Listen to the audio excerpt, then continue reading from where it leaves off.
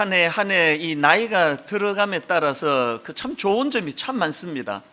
그 중에 제 개인적으로 이 나이가 들어서 좋은 점이 뭐냐 하면은요, 좀 둔감해지는 게 참 좋은 것 같습니다. 이 젊을 때는 별로 중요하지도 않은 그런 거에 막 굉장히 민감하고 그렇기 때문에 또 고민하고 그런 게 많았는데, 이 나이가 들어가면서 이게 둔감해지는 게 복인 것 같습니다. 예를 들면은 요즘에 누가 뭐라고 이렇게 칭찬을 하는데 그게 좀 둔해져서 그게 그렇게 기쁘고 그렇지가 않습니다. 덤덤하게 받아들여지고요.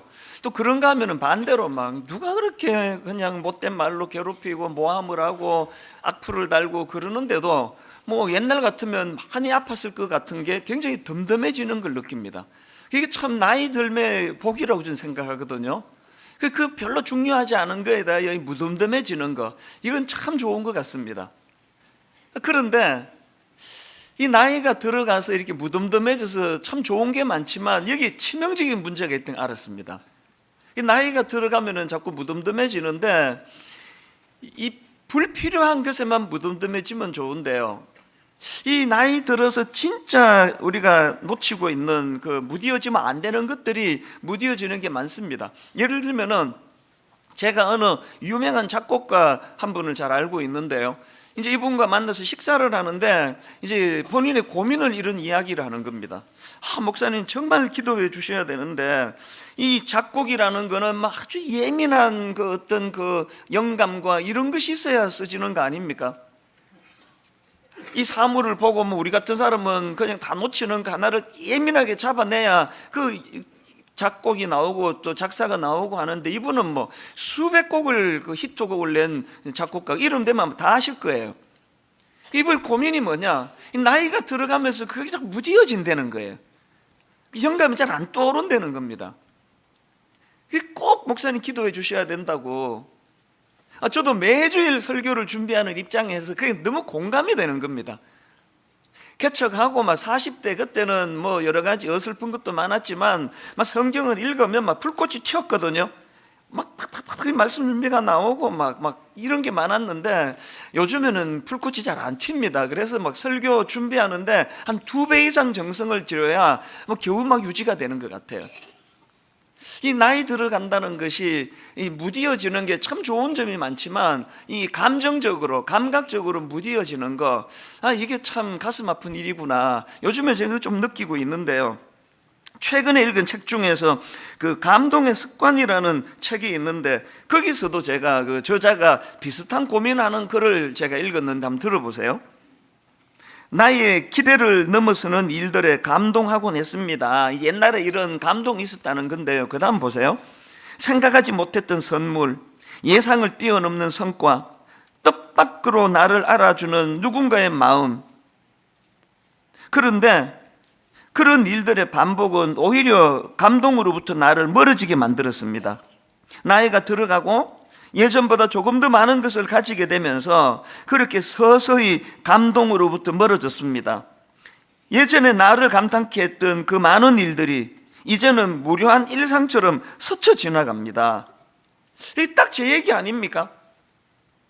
중고등학교 다닐 때 선생님이 무슨 떡볶이 한 그릇만 사줘도 그 감격, 지금도요, 중학교 2학년 때 우리 주일학교 분반 공부하던 선생님이 그때 대학생이셨어요. 이분이 우리 설날인가 추석인가 우리 데리고 가서 007 영화를 보여줬는데, 그 감격은, 내용은 기억이 하나도 안 나는데 우리 선생님이 영화 보여주셨다, 이게 지금까지 그게 저에게 감동으로 잊혀지지가 않거든요. 그 영화 한 프로 보여주는 것이 평생에 잊혀지지 않을 만큼 감동으로 다가왔던 그 시절이 있었다는 겁니다. 그러면서 이분이 예전에 자기가 경험했던 소소한 일상의 감동들의 순간들을 쭉 열거했는데 너무 공감이 되는 걸 제가 경험했습니다. 내용이 이렇습니다.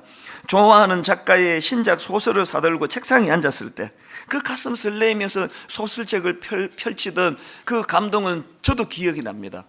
또 그 다음에 기차 시간표를 보며 여행의 계획을 세우던 20살의 여름, 무심히 올려다본 하늘에서 비행기가 낮게 지나가던 순간, 생각지도 않았던 친구에게서 전화가 걸려온 봄날 오후, 비 내리던 날, 할 일 없이 따뜻한 방에 들어앉아 마셨던 커피 한 잔, 정오하던 누군가를 용서했을 때, 눈물로 밤을 지새운 어느 새벽에 느껴지던 바람, 너무 공감이 되는 겁니다.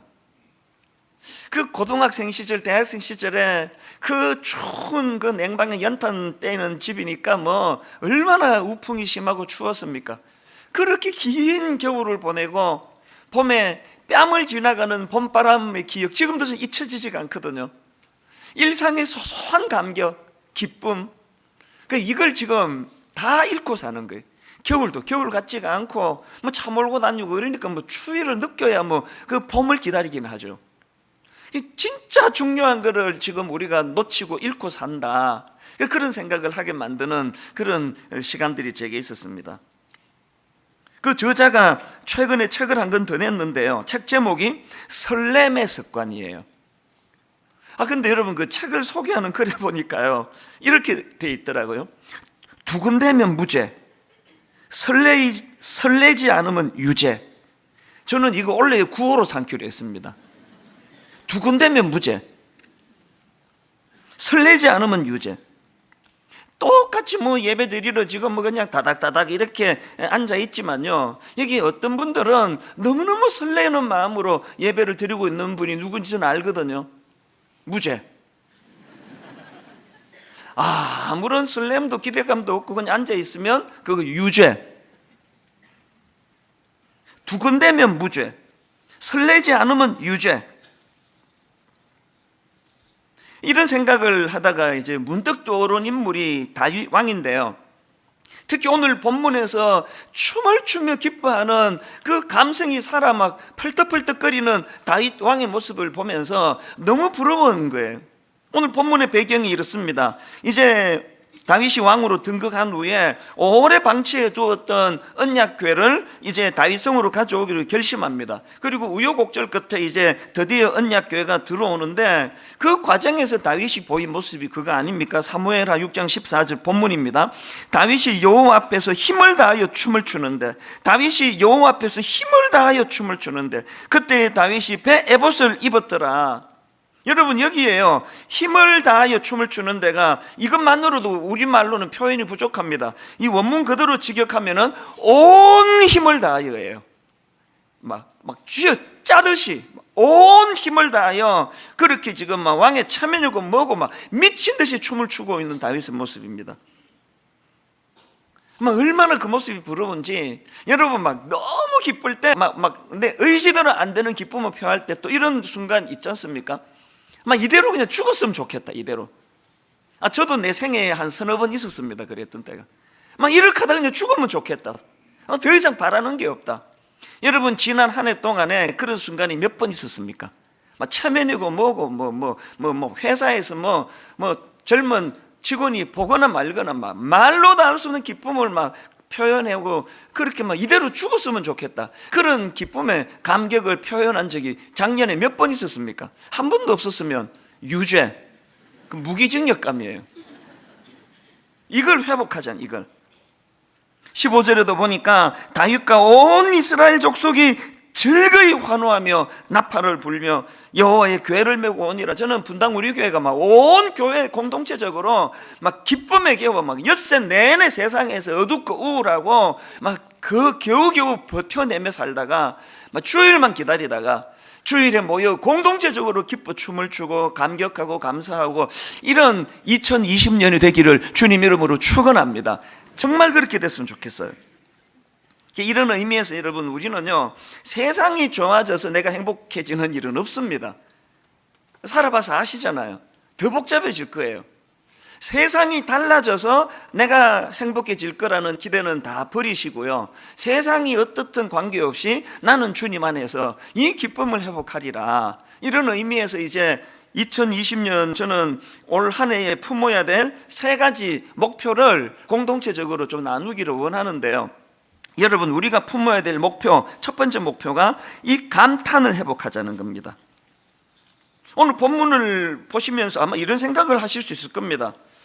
이스라엘 백성들 입장에서 언약교회는 하나님의 임재의 상징인데, 그렇게 오래 방치되었던 그 언약교회가 이제 다윗성으로 들어오는데 당연히 그렇게 춤추고 기뻐해야지, 그거 뭐 당연한 거 아닌가? 이런 생각을 하신다면요, 바로 본문에 등장하는 다윗의 아내 미갈을 보시면 그게 오산이라는 걸 아실 수 있습니다. 그 안에 미갈의 반응을 보세요. 16절, 여호와의 교회가 다윗성으로 들어올 때에 사울의 딸 미갈이 창으로 내다보다가, 이 지금 창으로 내다보다가 지금 뭘 표현하는 겁니까? 그 기쁨의 그 무리에게서 격리가 돼 있다는 거 아닙니까? 창으로 보다가 똑같이 예배를 드리는데요, 옆에 어떤 분은 손수건을 꺼내서 눈물을 흘리며 감격으로 드리는데, 어떤 분은 어이구 참 그 울 일도 없는데 왜 울지 이 사람은? 그게 격리가 돼 있는 거예요. 격리가. 이 창으로 보다가, 그 창으로 예배 드리는 분이 계세요. 그 다음도 보십시오. 사울의 딸 미갈이 창으로 내다보다가 다윗 왕이 여호와 앞에서 뛰놀며 춤추는 것을 보고 심중에 그를 업신여기니라. 그래서 원래 제가 오늘 설교 제목을요, 웃음과 비웃음으로 잡았어요. 원래는 비웃음과 웃음, 글자 한자 차이인데요, 이건 뭐 상상할 수 없는 차이 아닙니까? 여러분은 지난 한 해 동안에 감격에 겨운 어린아이와 같은 그런 웃음이 많았습니까? 미갈과 같은 비웃음이 많았습니까?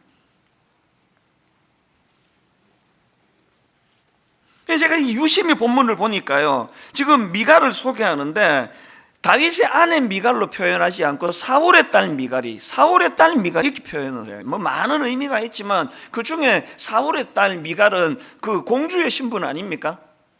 어릴 때부터 왕궁에서 자라가지고 공주의 신분으로 갖추어야 될 체면과 채통이 많은 거예요.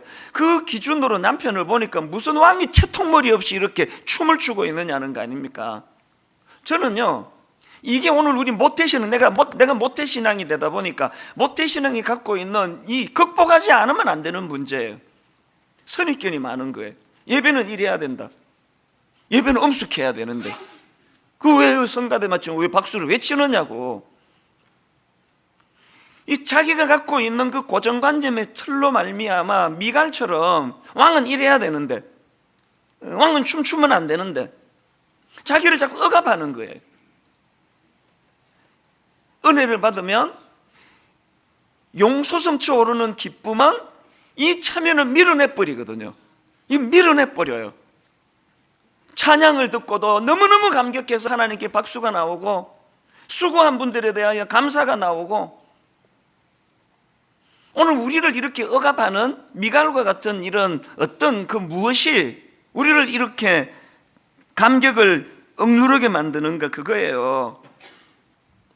예배를 막 드리다가 말씀의 은혜 받고 찬양을 부르는데 보니까 자기도 모르게 손이 올라가는 거예요. 시켜가지고 올리는 건 재미없고요, 보니까 자기 손이 올라가 있는 거예요. 예배 드리면서 이런 적이 몇 번 있으셨습니까? 올 한 해 이걸 회복하자는 겁니다.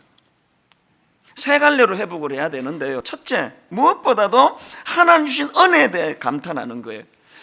하나님 주신 모든 우주 만물을 보면서, 자연을 보면서 하나님께 감탄하는 겁니다. 시편 8편 1절, 여호와 우리 주여, 주의 이름이 온 땅에 어찌 그리 아름다운지요.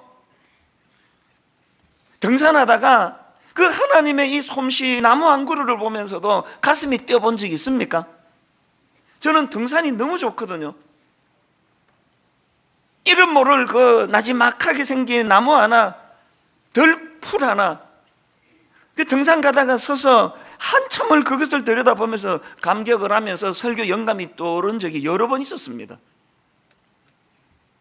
길 가다가 그 어느 그 공원, 아무도 눈이 안 가는 그 구석지인데 1cm밖에 안 되는 조그만한 그 생명 하나, 그거를 발견하고 참 마음이 뛰었던 그런 순간이 지금도 잊혀지지가 않거든요. 이 감탄을 회복하셔야 돼요. 그런가 하면은 자기 자신에 대해서 감탄을 회복하셔야 돼요. 우리나라는 나쁜 나라예요. 어릴 때부터 아이들에게 너 자신에 대한 감탄을 꺾어버리는 게 우리나라 아닙니까? 특히 교실. 그런데 여러분, 바로 그 다음 나오는 그 3절 4절을 보십시오. 주의 손가락으로 만드신 주의 하늘과 주께서 베풀어 두신 달과 별들을 내가 보오니 사람이 무엇이기에 주께서 그를 생각하시며 인자가 무엇이기에 주께서 그를 돌보시나이까. 여러분, 제가 제대로 예수 믿고 변화되고 나서 진짜 달라진 게 저를 보는 눈이 달라졌습니다. 저는 뭐 모태신앙인데도 불구하고요, 저는 제대로 은혜 받기 전에는 움직이는 열등감이었습니다. 걸어다니는 열등감이었습니다. 내 삶 자체가 열등감이었습니다. 또 열등감을 가질 만한 요소를 많이 갖고 있었고요, 제대로 은혜 받고요, 내 자신이 너무 매력적인 거예요. 내가 어떻게 이렇게 매력적일까? 여전히 뭐 보잘것없고 초라한 것이 많지만 그럼에도 불구하고 사람이 무엇이기에 주께서 그를 생각하시며 인자가 무엇이기에 주께서 그를 돌보시나이까. 시편 139편 14절에 보니까 내가 주께 감사하오면 나를 지으심이 신묘막척하심이라. 못생기면 못생겨서 신묘막척하고, 잘생기면 잘생겨서, 키가 크면 키가 커서, 작으면 작아서. 은혜 받고 나면요, 내 자신에게 감탄이 많이 나와요. 여러분, 진짜 저는 제가 너무 매력적이지 않나요? 난 너무 감탄이 돼, 나 자신에 대해. 누가 뭐라 그러는지 간에 난 하나님 앞에서 신묘막척한, 여러분 올 한 해 여러분 자신에 대하여 많이 감탄하시기를 바랍니다. 그런가 하면은 그 상대방 주변 사람들에 대하여 이 감탄을 회복해야 돼요. 이웃에 대한 감탄. 오늘 여러분 본문에 미갈을 왜 아내 미갈이라 그러지 않고 사울의 딸 미갈이라 그랬을까? 뭐 많은 이유가 있지만 진정 남편의 기쁨을 공감할 줄 모르는 그 아내 자격이 없다고 생각합니다. 저는요, 이렇게 많은 분들이 설교를 듣지만요, 1부 도부까지 예배 마치고 저는 집에 가서 저녁 먹으면서 너무너무 기대하는 게 내 아내의 한마디예요. 오늘 말씀이 좋던데요? 준비를 많이 하셨나 보네 오늘?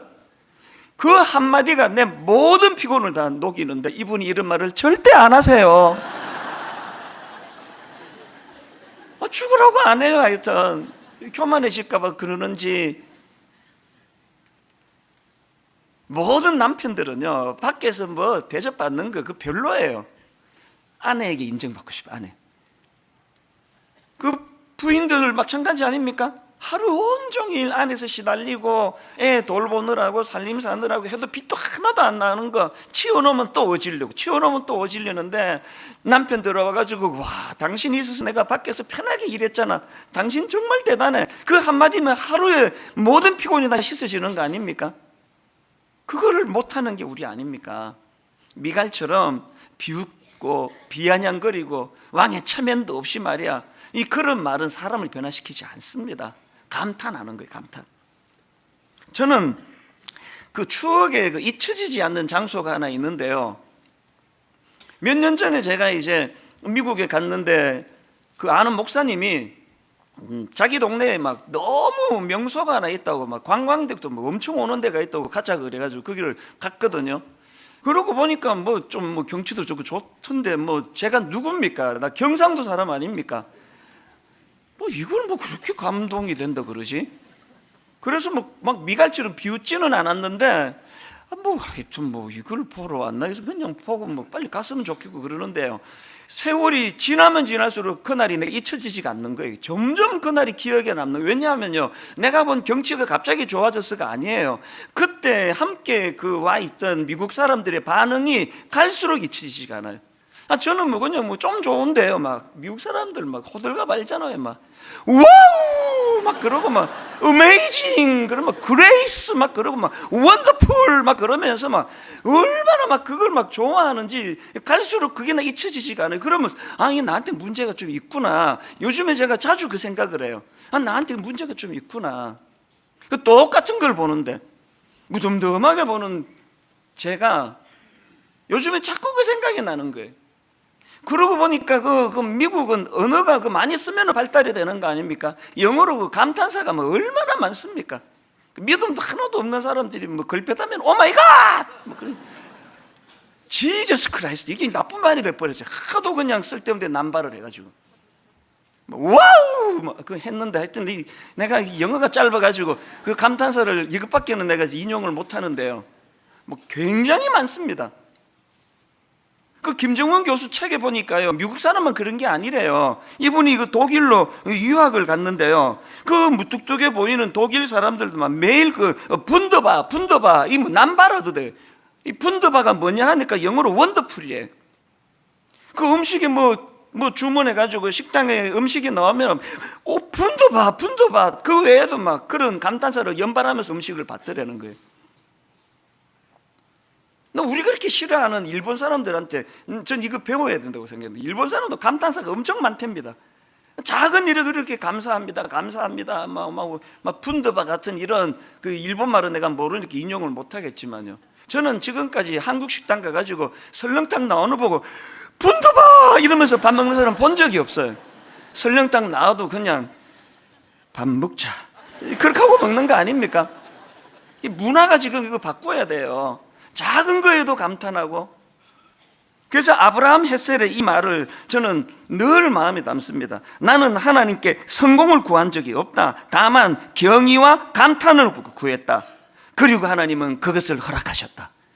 뒤에 이분이 안 쓴 한마디를 제가 넣었습니다. 그리고 나는 행복했다. 성공이 행복을 가져다 주던가요? 10만 원짜리 호텔 뷔페가 이런 감격 없이 먹으면요 7천 원짜리 설렁탕보다 못해요. 저는 여기 서현역 앞에 있는 그 콩나물 국밥 6,500원 하는데요, 야 그거 한 그릇 먹으면서 막 얼마나 행복한지 몰라요. 미국 사람들은 불쌍하다, 이 맛도 모르고 어떻게 사느냐고. 6,500원짜리 콩나물 국밥을 먹으면서도 그렇게 마음이 행복하다면 10만 원짜리 뷔페 먹을 이유가 하나도 없잖아요. 저는 올 한 해 이 감탄 하나님 앞에 이 잃어버린 감탄을 회복하는 한 해가 되시기를 바랍니다. 두 번째로요, 원래 품어야 될 목표가 하나 더 있습니다. 감사를 회복하자는 겁니다. 이 감탄과 감사의 차이를 이따가 설명해 드릴 텐데요, 지금 다윗이 막 왕의 채통에 뭐고 다 벗어 던지고 막 춤을 추며 그렇게 기뻐하는데 아내 미갈이 그거를 가지고 조롱하니까 뭐라고 말하는가 하니까요, 본문 21절입니다.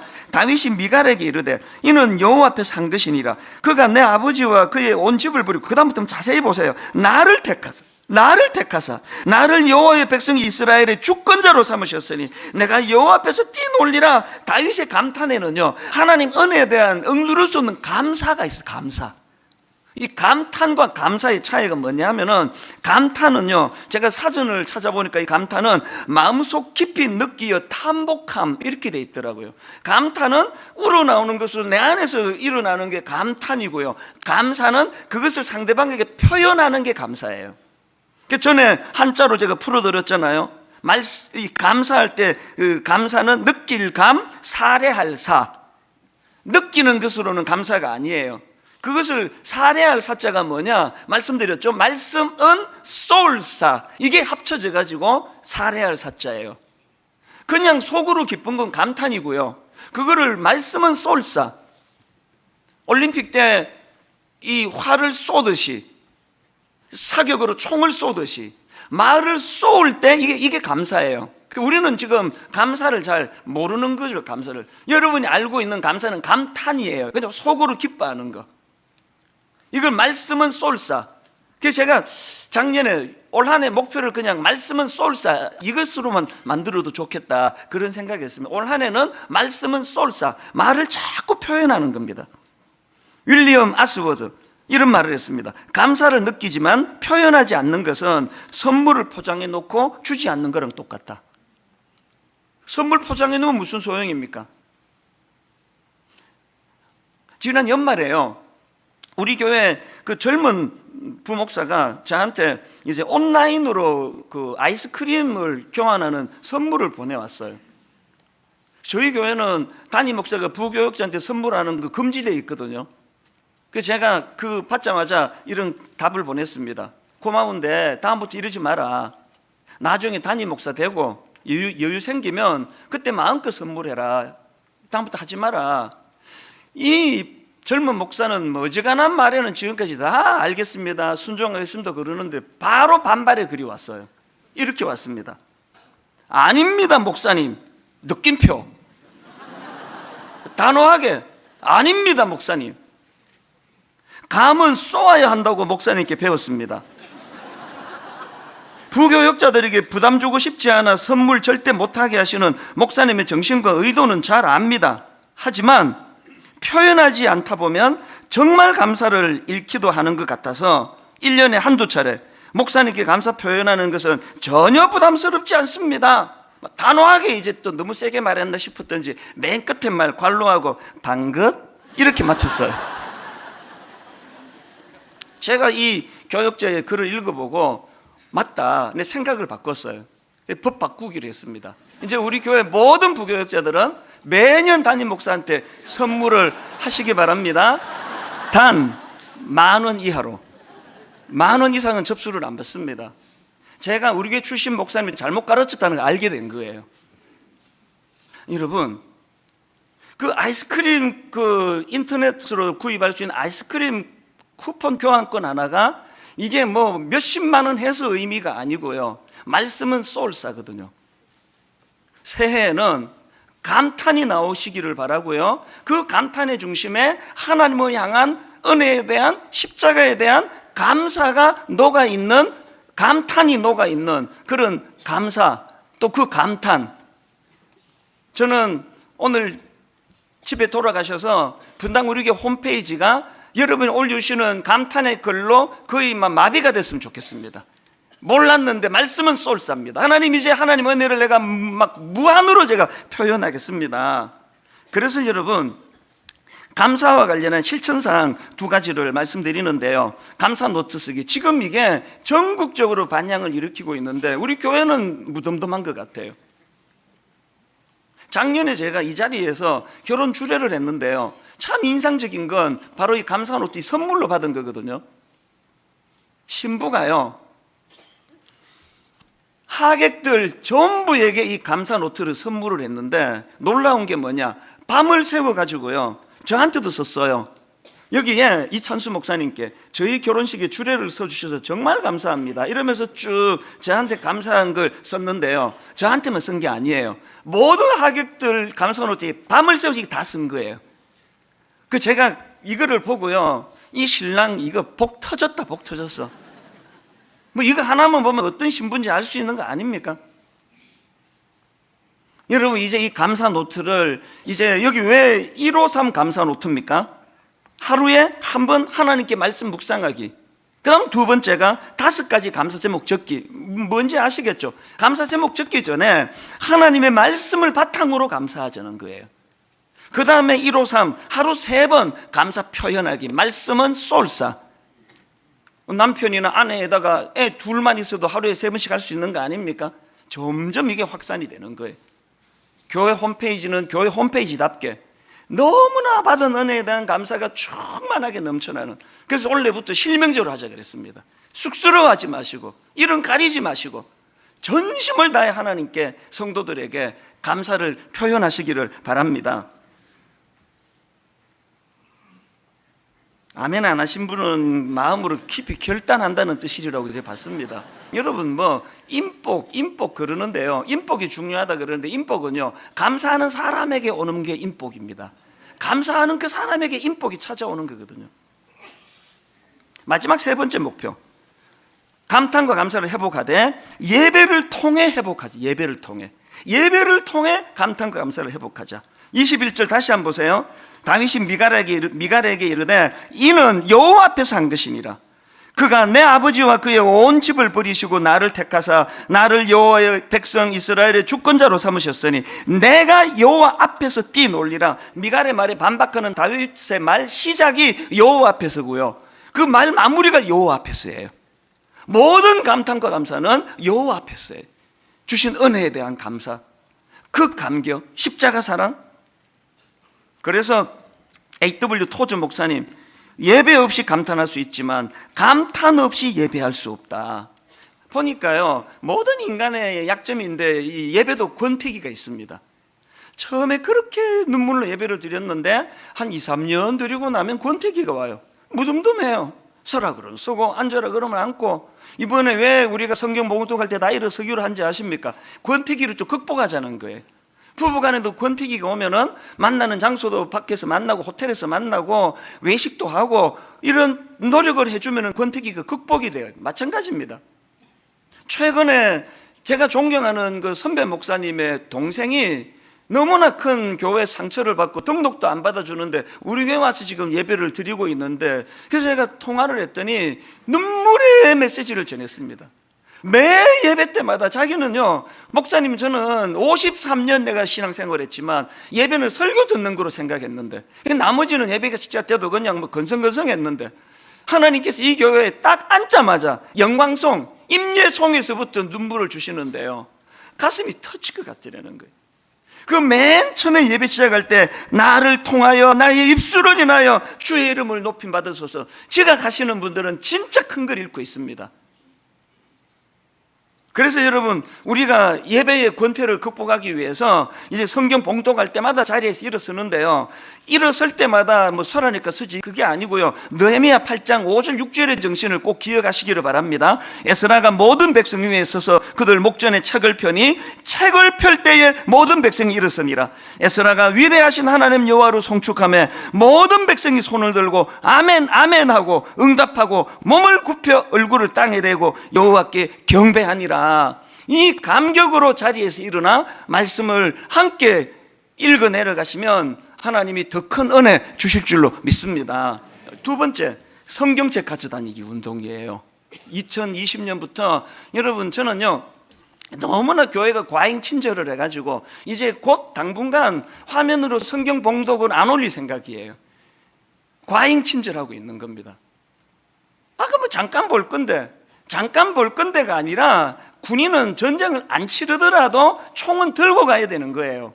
성경책 가지고 다니기, 저는 예전이 너무 그리워요. 지금보다 숫자도 훨씬 적을 텐데 성경 봉독할 때 제 귀에 누에고치가 그 뽕잎을 빨아 갉아먹는 소리, 난 이 소리가 너무 좋아요. 전 성도들이, 왜 소리 이렇게 작게 나지? 나 이때가 그리워요. 그래서 이제 곧 화면으로 안 띄워줄 거예요. 그리고 띄워줬다 안 띄워줬다 할 거예요. 성경 봉독도 또 성경 봉독할 때 서는 것도요, 이게 또 뭐 한 1년만 지나면 이게 또 습관이 돼요. 그래서 썼다 안 썼다 할 거예요. 모든 초점은 그냥 그 강아지 종땡 치면 저절로 침이 흐르는 것 같은 예배는 곤란합니다. 하나하나에 내가 의미를 담고 거기에 의식을 담고. 결론으로 저는 이 말씀을 드리고 싶은데요, 최근에 제가 그 TV를 보다가 보니까 그 뉴키즈 온 더 블락이라는, 이게 이제 유재석 씨가 이제 진행을 하는 건데요, 막 길 가다가 아무나 만나면 이제 인터뷰하고 퀴즈 내가지고 맞추면 그 자리에서 막 현금 100만 원을 주는 그런 프로그램이라서 분당 오는 날마다 기다리고 있습니다. 그래서 그분 스승이다가 한번 나도 출연해야지 그러고 있는데요, 어느 프로에서 내가 눈물 흘린 프로가 있습니다. 서울에 그 양원초등학교라고요, 할머니 할아버지들 한글 가르쳐주는 학교가 있어요. 거기에 뭐 평균 연령이 뭐 80대 70대 80대, 거기에 어떤 부부 할아버지 할머니 인터뷰하는데 내가 눈물을 흘렸어요.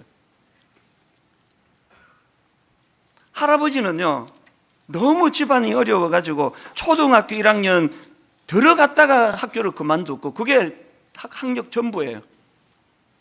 그 할머니는 제 기억으로 학교 문턱에도 안 가보신 분이에요. 두 분 다 글자를 못 읽으시는 거예요. 늦게 이제 그 양원초등학교에서 한글을 배워 가시는데요, 이분 인터뷰하다가 몇 가지 점에서 내가 울었습니다. 몇 번을 또 봤어요, 인터넷으로. 그 할머니가 12살 되던 해에 지방에서 살다가 서울로 와 식모살이를 하는데요, 그 주인이 악랄한 사람. 세상에 그 어린애 12살짜리 그 연탄 떼는 그 돈 아까워가지고 냉방에다 재우는 거예요. 밤새 추워서 떠는 겁니다. 그리고 밥을요, 지들은 따뜻하게 해가지고 먹고 애한테는 그 명태 대가리 넣고 그 보리 넣고 굶어가면서 개도 이렇게 먹이지 않을 거라고 그렇게 명태 대가리 넣고 보리 넣고 끓여가지고 개죽처럼 해가지고 먹이고, 그 주인 여자는 이상한 여자예요. 부부 싸움만 하고 나면은 뾰족한 구두로 이 어린애 발등을 찍는 거예요. 계속. 그래서 이분이 마음에 응어리가 지는, 너무 그 상처가 12살 때 기억이. 그 유재석 씨도 막 화가 나가지고요, 이게 지금 그 사람 보고 있을지 모르니까 화면을 똑바로 보면서 그 사람한테 한마디 하시라고 그랬더니 이분이, 그 할머니가 주저주저 하면서 화면을 보면서 이런 이야기를 하는 겁니다. 아줌마, 어느 곳에 계실지 모르지만 지금 제 얼굴을 보면 아줌마는 저를 알지 몰라요.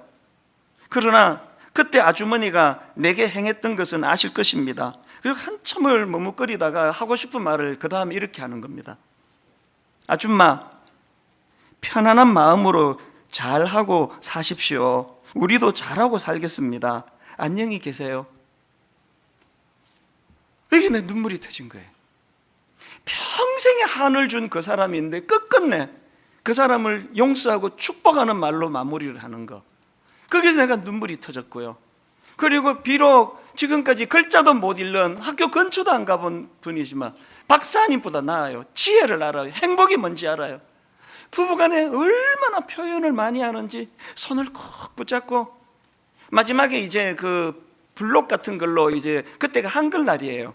기역, 니은, 이거 모음 자음을 가지고 너무나 아름다운 그 사랑하는 그 글자를 써보라 그랬더니 남편은요, 박묘순 아내 이름을 썼어요.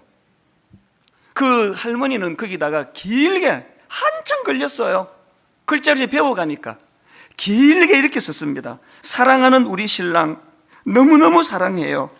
행복하게 삽시다. 말끝마다 우리 신랑, 우리 신랑, 우리 신랑 만나서 내가 이렇게 됐다고. 석사, 박사 학위 있으면 뭐합니까? 행복의 비결도 모르고 사는데. 여러분, 이 세 가지 올 한 해는 감탄,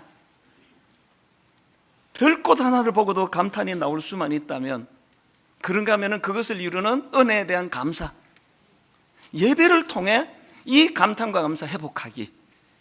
그래서 저는 오늘 아까 제 선배 목사님의 그 후배 동생 그 이야기를 들으면서, 목사님 예배는 설교만 듣는 줄 알았는데 분당 우리 교회 와가지고 맨 첫 임예송 거기서부터 눈물이 터진다고 했을 때, 오늘 지각하시는 분들 전부 다 하나님 앞에 마음을 돌이키시고 첫 임예송부터 하나님의 영광. 여러분, 오늘 새해 첫날 첫 예배 우리 모두 다 자리에서 일어나셔서 너무 익숙해서 그냥 맴돌던 찬양이 아니라 가사 하나하나에 내 영혼이 담겨있고 주님을 향한 감탄을 가지고 이 찬양을 올려드리기 원합니다. 그런 마음의 소원을 가지고 우리 이 찬양 같이 부르고 이제 기도하고 예배를 마무리하려고 합니다. 우리 같이 감격함으로 찬양합니다.